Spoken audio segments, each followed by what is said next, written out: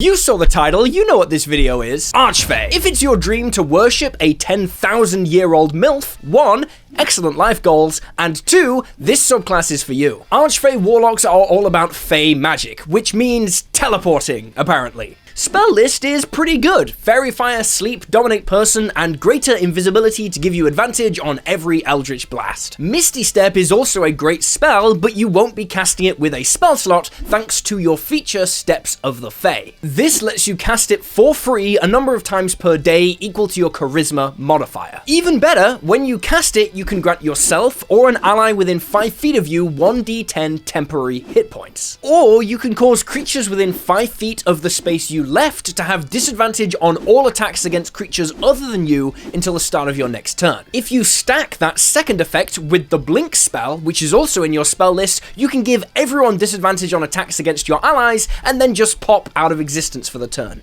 Very annoying. And obviously temporary hit points are great. Archfey is a defensive warlock subclass and thickness saves lives. At level 6, you can now cast Misty Step as a reaction upon taking damage, which can let you get out of some nasty situations, and you get 2 bonus effects you can trigger when you cast it. You can either turn invisible until the start of your next turn, or creatures within 5 feet of the space you left need to make a wisdom saving throw or take 2d10 psychic damage. Invisibility is the best option here. 2d10 psychic damage is okay, but they take nothing on a successful save. Unless you're hitting multiple enemies with this and you don't need invisibility or temporary hit points, it's probably not getting used very much. From level 10, you're immune to the charmed condition and you get a special 1 per day reaction. When you take damage from an attack roll, you can use a reaction to half that damage, and then the creature that damaged you needs to pass a wisdom save or take psychic damage equal to the damage that you took. This is really flashy, but the big damage at this level of the game comes from failed saving throws against things like Dragon's Breath, not strictly from attacks. And this also competes with your 6th level feature, which is also a reaction to Misty Step and potentially turn invisible.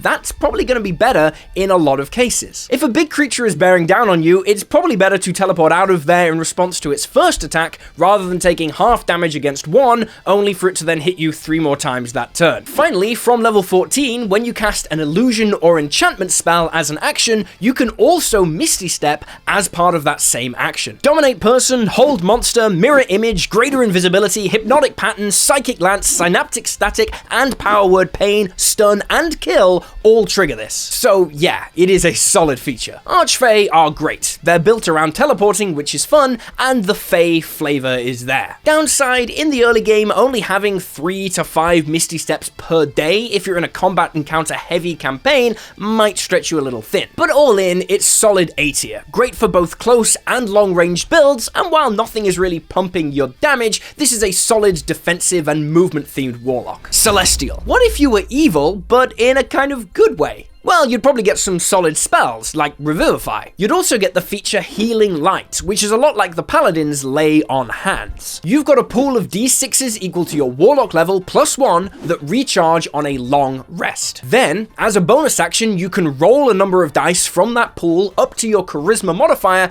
and restore hit points to yourself or a creature within 60 feet equal to the result. 60 feet bonus action healing for free is nice. The best use for this is just picking up downed allies over and over. This is called Death Yo-Yo, and it's arguably the most effective type of healing in the game. From level 6, you resist radiant damage, and once per turn, when you cast a spell that deals fire or radiant damage, you can deal additional damage to one target of that spell equal to your Charisma modifier. 5 bonus damage a turn that doesn't work with Eldritch Blast isn't great. Assuming you have the Agonizing Blast invocation, at level 11, Eldritch Blast is dealing 3d10 plus 15 damage, while Sacred Flame's just doing 3d8 plus 10. The maths just isn't there to justify spamming radiant or fire damage as a warlock. From level 10, you get temporary hit points equal to your warlock level plus your charisma modifier anytime you finish a short or long rest or use your magical cunning feature. That's the new feature that lets you spend 1 minute meditating to regain your warlock spell slots once per day. 15 temporary hit points multiple times per day is good. Can't sugarcoat it, I am down with the thickness. However, we're going to see a subclass very soon that blows this out of the water, and as a feature, it's also kind of boring. Finally, at level 14, you get Searing Vengeance. When you or an ally within 60 feet is about to make a death saving throw, you can cause a burst of radiant light to engulf them. They regain half their maximum hit points and immediately stand up. They then explode. Each creature of your choice within 30 feet of them takes 2d8 plus your charisma modifier radiant damage and is blinded until the start of the next turn, and there is no saving throw. This is okay. It doesn't even cost your reaction to use, but you can only use it when someone is making a death saving throw. If no one is dying, you effectively have no 14th level feature. Still, the Celestial Warlock is arguably the best death yo-yo healer in the game, and you get all your best features early on at 3rd level. This makes them a great choice if you just want a spice of Warlock with a 3-level dip, but the late game is neither mechanically powerful or particularly interesting. But they're not bad. It's a solid B tier. And welcome back. Our top story tonight. YouTuber D&D Shorts has been found dead. Derek Fletchley is on the scene. Derek, what's happening? Well, Hank, it appears that D&D Shorts was attempting to run a full Dungeons & Dragons campaign purely off the top of his head. Ultimately, the stress and confusion caused his brain to explode, killing him instantly at 9:45 a.m. this morning as he tried to remember the name of the town his players were currently staying in. By God! So he wasn't using World Anvil? No, it seems D&D Shorts was not taking advantage of World Anvil's features to connect maps and timelines into an interactive, cohesive world. Create family trees, edit character sheets, and manage complex plots, plans, and shifting maps visually to represent his changing world. Instead, his notes consisted of a single post-it with the words "steal from Game of Thrones," open parentheses, but not the weird sex stuff, close parentheses. Is there any other news you can give us? Yes. World Anvil have in fact offered a 51% discount on all yearly subscriptions, so this will never happen again. That's code D&D Shorts at checkout. It's also linked below. World Anvil really is the ultimate world-building tool, Hank, and I've heard that women go crazy for it. Thank you, Derek, and I've just heard from our scientists that a clone of D&D Shorts is already in his larval stage and will be advanced enough to take over the channel at the end of this ad read. Be sure to grab World Anvil, the ultimate world-building tool, for 51% off by using the link in the description. Fathomless. If it's your dream to worship a 10,000-year-old tentacle MILF, 1. Great life goals, and 2. This is the subclass for you. The list is decent. Silence, Lightning Bolt, Sleet Storm, Big Beast Hand, Cone of Cold, these are all good spells. You get a swim speed of 40 feet and can breathe underwater, which makes this an instant S tier pick for coastal campaigns, but the big first level feature is Tentacle of the Deep. As a bonus action, you summon a 10-foot long tentacle at a point within 60 feet of you, which lasts for 1 minute or until you use this feature again. When you create it, you make a melee spell attack against one creature within 10 feet of it, and on a hit they take 1d8 cold damage and their speed is reduced by 10 feet. On subsequent turns, you can move the tentacle up to 30 feet and repeat the attack. The damage increases to 2d8 at 10th level, and that's not bad for bonus action damage, but the real bonus here is the speed reduction without a saving throw. Combo this with the Lance of Lethargy invocation on your Eldritch Blast, and you are robbing 20 feet of movement from someone every single turn.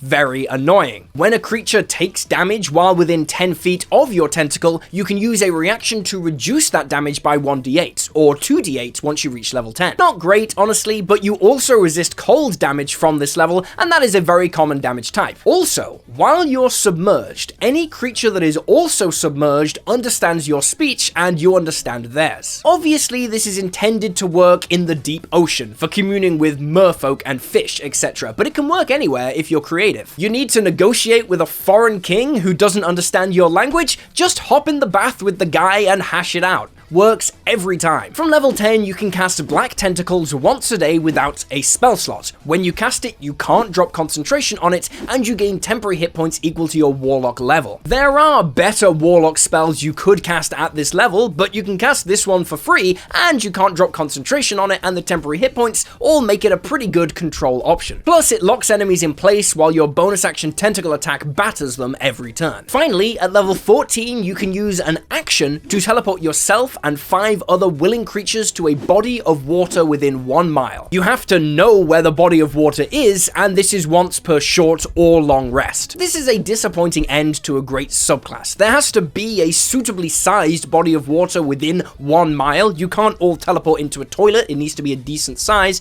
and all it does is let you escape as a full action. Any bard, sorcerer, or wizard can do this anyway at this level with the teleport spell. It's better to be aggressive and proactive with your abilities in D&D. If you're kicking ass in a combat encounter, this feature does literally nothing. Still, the rest of the subclass is good and honestly underrated. Solid B tier and S tier for aquatic campaigns. Fiend. The Fiend is the iconic devil warlock in D&D. Your spell list is fiery. Command, Geas, and Suggestion are great domination spells, and Scorching Ray, Burning Hands, and Fireball bring the damage. That's good, because your other starting feature, Dark One's Blessing, gives you temporary hit points equal to your warlock level plus your charisma modifier every time you reduce a creature to 0 hit points. You also gain the benefit if someone else reduces an enemy within 10 feet of you to 0. That is kind of ridiculous. You kill people a lot in this game. This is a huge boost to your survivability. From level 6, whenever you make a saving throw or ability check, you can add 1d10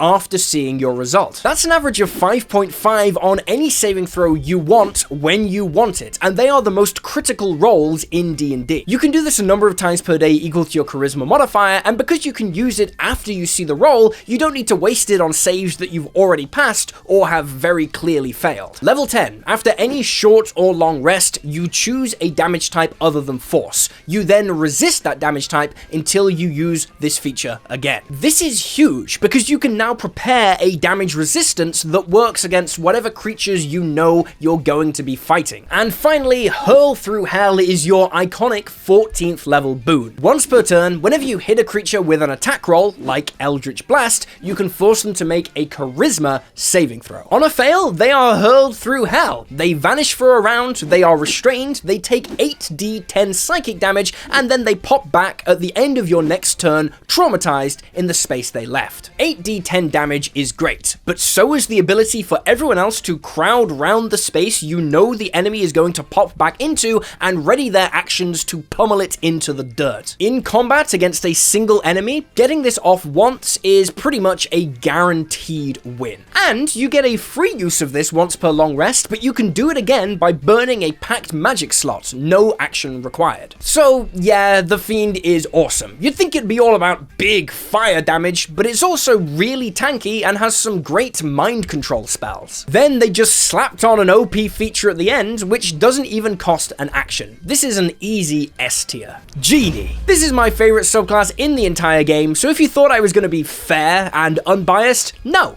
I'm not. Genie Warlocks pick from one of 4 types of Genie as your patron, and they all have different spell lists, and they are all amazing. Well, the Genie is only okay, but the rest would be S tier on their own, and you get to pick. Special shout out to the Dow, which gives you access to Spike Growth, which in combination with Eldritch Blast and the Repelling Blast Invocation lets you perform the iconic Cheese Grater combo all by yourself. You also get the most versatile subclass feature in the entire game at first level, Genie's Vessel. This gives you a portable pocket dimension inside a ring or a lamp that you can carry around. You can then vanish into that pocket dimension as an action once per day, and I've made multiple videos about how to crack this feature like an egg. It's absolutely broken. I'll link them up here or down below. And you also get a damage buff at level 1. Once per turn, when you hit with an attack roll, the target takes additional damage equal to your proficiency bonus. This isn't huge damage, but because it's tied to your proficiency, even if you only take a single level in Genie Warlock, it scales across the game. Level 6, you resist a damage type associated with your patron, and you can use a bonus action to fly for 10 minutes multiple times per day. From level 10, you can now bring 5 other creatures with you when you vanish into your pocket dimension. This enables a bunch more broken things, but in its simplest use, it lets everyone benefit from your other 10th level ability. While inside your pocket dimension, people can short rest in just 10 minutes, and anyone who regains hit points as part of that short rest can add your proficiency bonus to the healing they receive. This lets you regain all your Warlock spell slots after just 10 minutes, which is insane insane in the 2014 rules and still bloody good in 2024. At level 14, you get Limited Wish. As an action, you can just cast any 6th level spell in the game without components. It just takes effect. You don't have to meet the requirements to cast it, but it has to have a casting time of 1 action, and after you do this, you can't do it again for 1d4 long rests. Still, this is wild. Wall of Force, Disintegrate, Heal, Wall of Thorns, Dominate Person, Mass Suggestion, whatever busted crap you want. And it's another spell each day that doesn't require a spell slot. Level 14 is the final feature for Warlocks, except Genie Warlocks, because you get the actual factual wish spell added to your spell list at level 17. The Genie Warlock gets the most spell slots, the most free spells, the best spell list, the highest damaging Eldritch Blast, a 30-foot fly speed,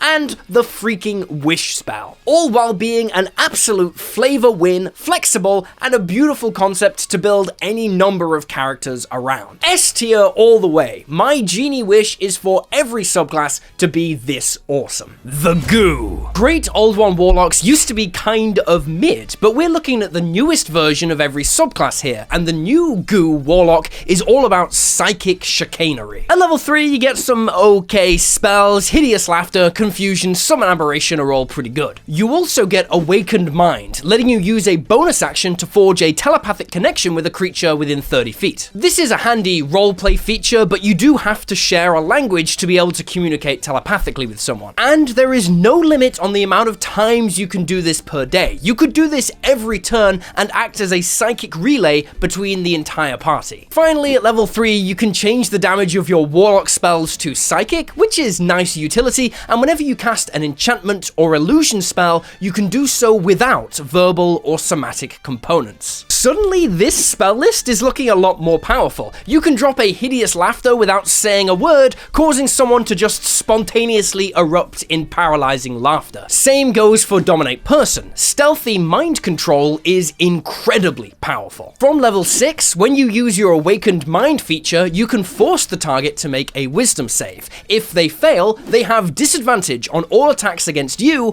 and you have advantage on all attacks against them. It's free to do once per short rest, and you can do it again by burning a spell slot if you must. Awakened Mind is now great to use on your allies in roleplay and on your enemies in combat. But level 10 is where stuff really picks up. Eldritch Hex lets you have the Hex spell always prepared, and it's a decent spell, adding 1d6 damage to every attack you make against the target. However, when you cast it, the target also has disadvantage on all saving throws that use an ability score of your choice. This is wild. You can name Wisdom saving throws, and now every soul-destroying enchantment spell the party casts is twice as potent. Hex itself has no saving throw, so there is no escaping this. It is actually arguably broken. You also get resistance to psychic damage, and anytime a creature deals psychic damage to you, they take damage equal to the damage you took. It's kind of a rare feature, won't come up too often, but useful for bullying mind flayers. Finally, from level 14, when you cast Summon Aberration, you can modify the spell so it doesn't require concentration. Instead, it lasts for 1 minute, and the aberration gains a number of temporary hit points equal to your Warlock level plus your Charisma modifier. It also deals extra damage when it hits the target of your Hex, and because it isn't concentration, you can throw out multiple of these guys over multiple turns and just overwhelm enemies with sheer action economy. The Goo Warlock starts off okay and ends absolutely amazing. I'm comfortable with putting these guys in the A tier. Hexblade. So the Fiend might be the most iconic Warlock subclass, but the Hexblade is probably the fan favorite. Level 1, you get a solid spell list, including the Shield spell, which is a damn good spell, but slightly less good on a Warlock who has limited spell slots. You get proficiency with medium armor, shields, and martial weapons, so you're gonna be the highest AC Warlock on the market, and you can comfortably drop dexterity in favor of constitution, so you're gonna have the juiciest ass on the market as well. You also get Hexblade's Curse, Curse, letting you mark a creature as a bonus action, a lot like the Hex spell, but without concentration. When you hit the target of your Hexblade's curse with an attack, they take extra damage equal to your proficiency bonus, and you score a critical hit on a 19 or a 20. That's double the chances to crit, and if the target ever dies, you regain hit points equal to your Warlock level plus your Charisma modifier, which is a lot of healing. However, you can only use this feature once per short rest, so it is a very limited resource. Finally, and most importantly, when you attack with a weapon that lacks the two-handed property, you can use Charisma in place of Strength or Dex for your attack and damage rolls. This lets you be a terrifying Blade Singer while running everything off Charisma, your primary stat. I don't gotta tell you that this suite of first level abilities is absolutely insane, and it makes Hexblades the single most powerful multi-class dip in 2014 D&D. A paladin with the shield spell and Eldritch Blast, who crits twice as often, who can smite to double the damage of those crits, who attacks using their charisma, is nuts, and that's from a single level in Warlock. But then 2024 D&D came along and shot this in the knee in several ways. Smites now cost a bonus action, they don't double with crits, and any Warlock can attack with charisma now using the new Pact of the Blade invocation, which all Warlocks can access at level 1. It's worth bearing that in mind as we move forward. From 6th level, you get a Pet Spectre anytime you kill someone. Murder is its own reward, but this is a nice bonus incentive. At level 10, you get Armor of Hexes, which is almost broken. Whenever you're hit by an attack roll, you roll a d6, and if you get a 4, 5, or 6, that attack just misses. That's a 50% chance to negate anything, even a critical hit, no matter how high your enemy's attack modifier is. Finally, at level 14, when the creature cursed by your Hexblade curse dies, you can move the curse to another creature. This is amazing, and it brings everything together, but it comes very late in the build. This would be fantastic at level 6. At level 14, you don't want to look a gift horse in the mouth, but I just wish we got this sooner. Still, as incredible as it sounds, Hexblades are underrated. They are so popular as a Paladin multiclass dip or a Valabard multiclass dip that no one ever looks past level 1. But there's some juicy stuff here that's worth building around. In fact, I made a really fun and powerful mono Hexblade build on the channel that you can check out if you want to see how it's done. In a vacuum, 2014 Hexblades are probably high B tier, a solid subclass that does some cool stuff. You're not quite as good at being a spellcasting melee warrior as the Blade Singer, but you're much tankier and have the perks of high charisma for roleplay. As a dip, they're obviously S tier, but in the 2024 rules, the best parts of that dip have been given to all Warlocks, so you don't need Hexblade anymore. But that's okay. The Hexblade is no longer this single level multiclass to be exploited for other builds. It can stand on its own at the top of the B tier. Undead. Undead Warlocks are the hashtag scary girls. Your spell list is fine. I mean, Bane, Cloud Kill, and Death Ward are good. You can cast Death Ward and then short rest to get the spell slot back and still have the benefits that last all day. It's, you know, it's there. The big feature is Form of Dread. You can use a bonus action to transform into a being of horror and gain temporary hit points equal to 1d10 plus your Warlock level. That's not bad, but remember, the Fiend get that many temporary hit points every time they kill something. While transformed, once per turn you can attempt to frighten a creature when you hit them with an attack roll. This is a great way to control the battlefield while you spam Eldritch Blast. You are immune to the frightened condition yourself, and you can transform a number of times per day equal to your proficiency bonus. This feature is solid, nothing too crazy, but it's good for an Eldritch Blast spam build who can keep enemies at range by repeatedly frightening them. Level 6, you don't need to eat, drink, or breathe, and when you hit a creature with an attack, you can change the damage of that attack to necrotic, which isn't bad. Also, when you're in your Form of Dread, you can roll an additional damage die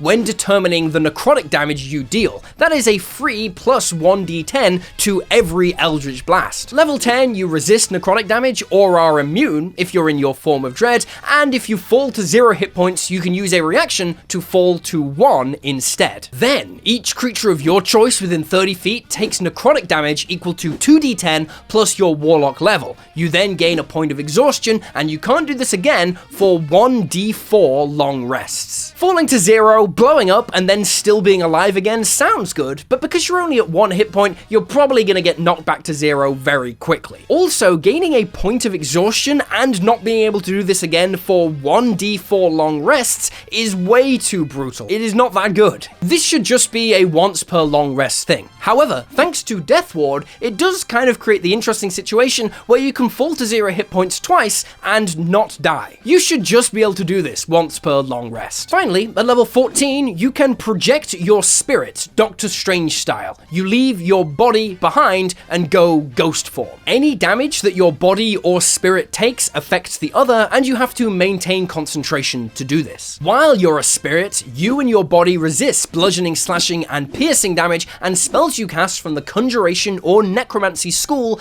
don't require verbal, somatic, or material components. This makes you a terrifying caster in ghost form, but the benefits continue. You have a fly speed, and you can hover, and you can move through creatures and objects, but you take 1d10 damage if you end your turn inside of something. Also, when you're in your form of dread, you regain hit points equal to half the necrotic damage you deal. Look, I'm gonna be real. This last ability is beefy. You are throwing down 4d10 plus 15 necrotic damage with your Eldritch Blast and regaining half of that damage back. You're also resisting bludgeoning, slashing, and piercing damage, and you're immune to necrotic, remember. The trick here is to just eat the 1d10 damage and hang out inside walls or inside the floor. Who cares about 1d10 when you're regaining an average of 18 hit points every turn, and you're functionally immune to all damage while you're below the floor? This is a once per long rest ability, but it does last an hour. If it didn't require concentration, I'd say it was outright broken, but because it does, and if you lose concentration, you snap back into your body,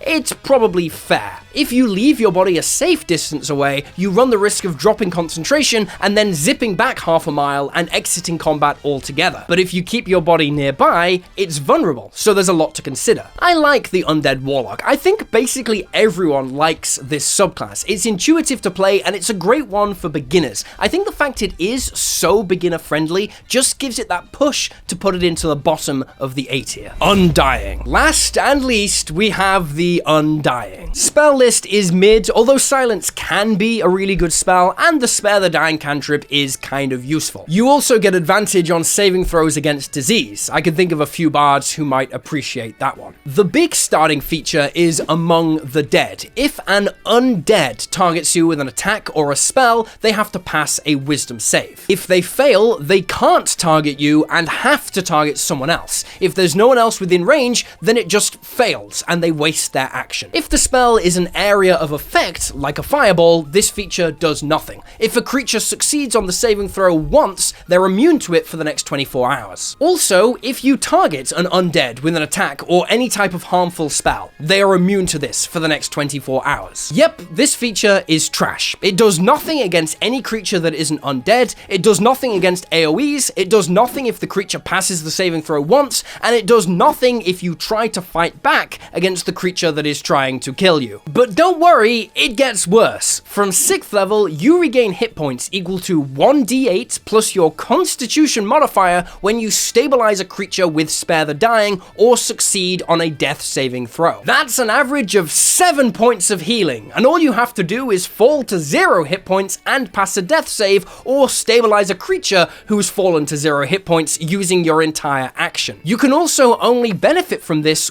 once per long rest. But don't worry, it gets worse. From 10th level, you can hold your breath indefinitely, and you don't require food, water, or sleep. You still need to take short and long rests though, the exact same as you always did, and you now only age 1 year for every 10 years that pass. So if you were praying for the sweet release of death, it is not coming quickly. This basically has no mechanical impact on the game. Practically speaking, you have no 10th level feature. But don't worry, it gets worse.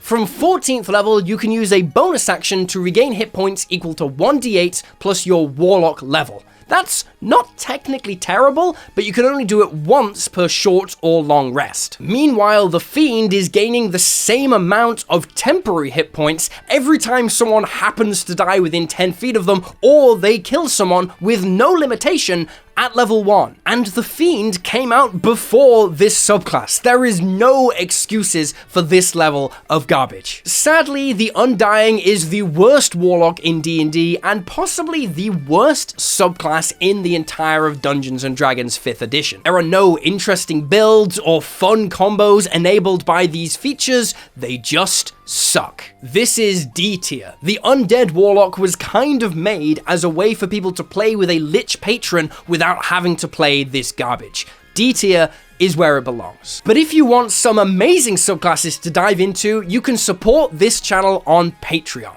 I drop monthly packs of D&D expansion content on there. New species, new subclasses, rules expansions, ready-to-play adventures, maps, feats, spells, and a bunch of other awesome stuff. Your support on Patreon and through YouTube memberships makes this channel possible. And yeah, that's all I've got. Remember to like and subscribe, check out other videos on the channel, and I'll see you next time.